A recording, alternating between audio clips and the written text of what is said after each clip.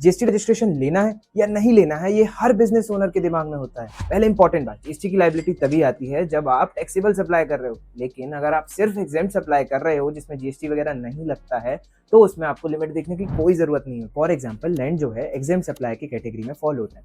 अगर कोई पर्सन सिर्फ लैंड बेचने का काम कर रहा है तो वो एग्जेम्प्ट सप्लाईज कर रहा है। वो एग्जेम्प्ट सप्लाईज कर रहा है, दैट मीन्स उसको जीएसटी रजिस्ट्रेशन लेना कंपलसरी नहीं होगा। अब आते हैं लिमिट्स में। अगर आप supply of goods and services कर रहे हो तो आपके लिए लिमिट है 20 लाख रुपए। 20 लाख से 1 रुपए भी ज्यादा होगा तो आपको जीएसटी रजिस्ट्रेशन लेना कंपलसरी हो जाएगा। और अगर एक्सक्लूसिवली गुड्स में आप डील करते हो तो उस केस में आपकी लिमिट हो जाएगी 40 लाख रुपए। अब ये एग्रीगेट टर्नओवर क्या है? एग्रीगेट टर्नओवर मतलब टैक्सेबल सप्लाई भी होगा, एग्जेम्प्ट भी होगा, नॉन जीएसटी भी होगा और एक्सपोर्ट में भी। सो इन सबको कंसीडर करके एग्रीगेट टर्नओवर आपकी जीएसटी लिमिट देखी जाएगी।